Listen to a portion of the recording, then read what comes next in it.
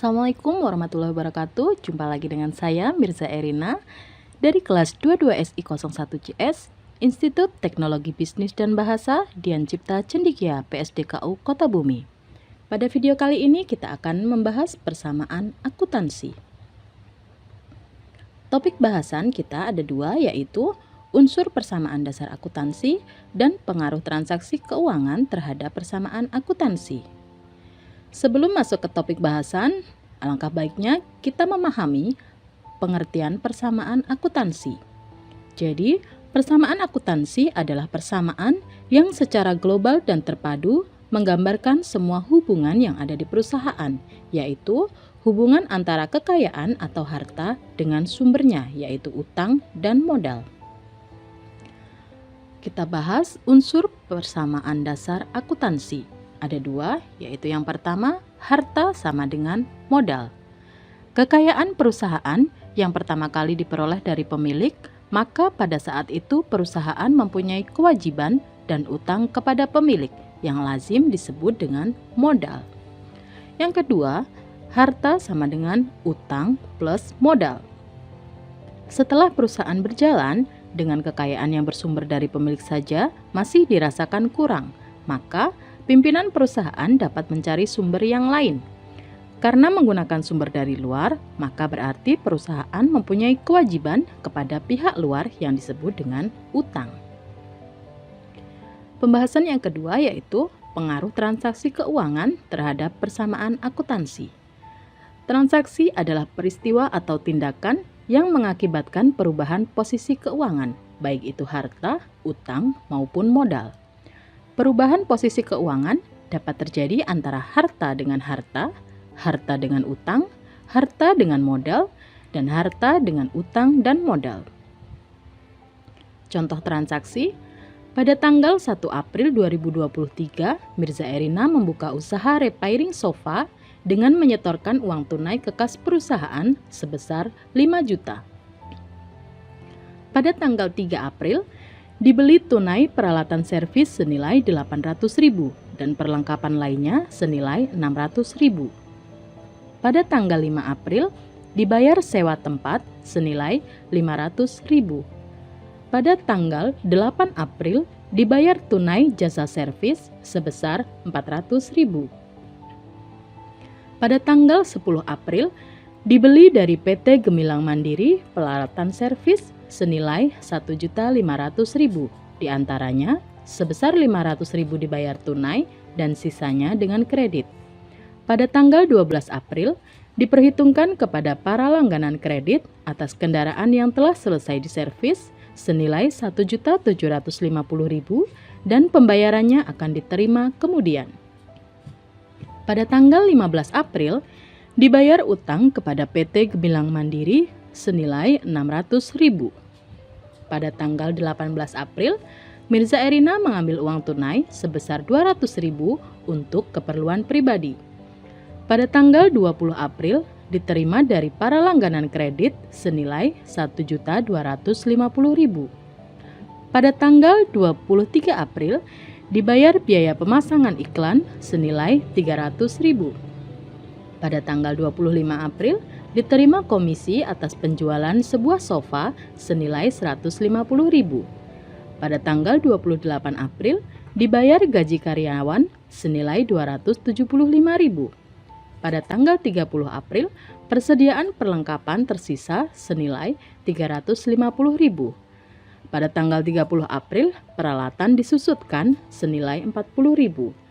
Berdasarkan transaksi tersebut, maka dapat disusun persamaan akuntansi seperti tabel berikut ya. Kita lihat tabelnya. Berdasarkan tabel tersebut, kita jelaskan. Pada tanggal 1 April, setoran uang tunai ke kas perusahaan mengakibatkan bertambahnya harta berupa kas diimbangi dengan bertambahnya modal. Pada tanggal 3 April, pembelian peralatan perlengkapan secara tunai mengakibatkan bertambahnya harta berupa peralatan sebesar 800.000 dan perlengkapan sebesar 600.000, diimbangi dengan berkurangnya harta yang berupa kas senilai 1.400.000. Pada tanggal 5 April, pembayaran sewa tempat mengakibatkan harta berupa kas berkurang senilai 500.000. Pada tanggal 8 April, penerimaan tunai pendapatan servis mengakibatkan bertambahnya harta berupa kas senilai 400.000, diimbangi bertambahnya modal senilai 400.000. Pada tanggal 10 April, pembelian peralatan servis, sebagian tunai dan sebagian kredit, mengakibatkan bertambahnya harta berupa peralatan servis senilai 1.500.000, diimbangi berkurangnya harta berupa kas senilai 500.000 dan bertambahnya hutang senilai 1 juta. Pada tanggal 12 April, perhitungan pendapatan servis mengakibatkan bertambahnya harta berupa piutang senilai 1.750.000, diimbangi bertambahnya modal senilai 1.750.000. Pada tanggal 15 April, pembayaran utang mengakibatkan berkurangnya utang senilai 600.000, diimbangi berkurangnya harta berupa kas senilai 600.000. Pada tanggal 18 April, pengambilan uang tunai untuk kebutuhan pribadi mengakibatkan berkurangnya harta berupa kas senilai 200.000, diimbangi dengan berkurangnya modal senilai 200.000. Pada tanggal 20 April, penerimaan dana dari para pelanggan kredit mengakibatkan bertambahnya harta berupa kas senilai 1.250.000, diimbangi dengan berkurangnya piutang sebesar 1.250.000. Pada tanggal 23 April, pembayaran biaya pemasangan iklan mengakibatkan berkurangnya harta berupa kas senilai 300.000 dan diimbangi berkurangnya modal senilai 300.000.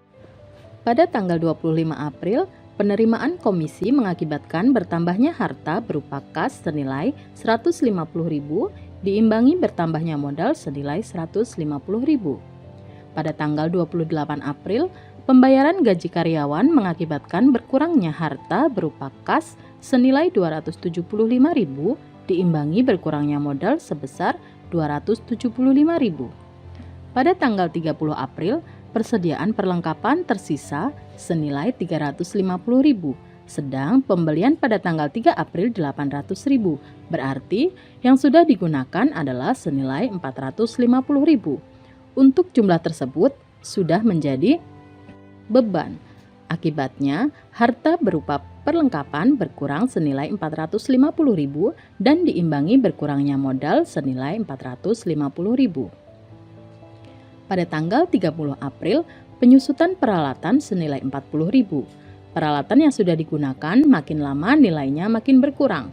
Berkurangnya nilai peralatan dicatat dalam rekening akumulasi penyusutan peralatan, sehingga harta berupa peralatan berkurang senilai 40.000, diimbangi dengan berkurangnya modal senilai 40.000. Berdasarkan contoh di atas, dapat kita simpulkan bahwa modal bertambah jika ada pendapatan dan setoran dari pemilik, dan modal berkurang jika ada beban atau biaya dan pengambilan pribadi oleh pemilik.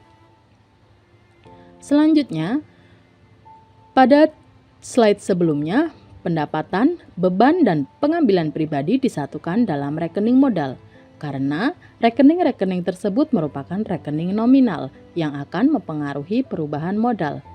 Agar lebih rinci dan jelas, dalam penyusunan persamaan akuntansi, dapat saja rekening-rekening pendapatan, beban, pengambilan pribadi, dan setoran pribadi dicatat dalam lajur masing-masing, sehingga bentuk persamaannya menjadi harta sama dengan utang plus modal plus pendapatan dikurangi dengan beban, dikurangi pengambilan pribadi, dan ditambahkan dengan setoran pribadi. Oke, sekian penjelasan materi persamaan akuntansi dari saya. Terima kasih dan sampai jumpa di video selanjutnya. Assalamualaikum.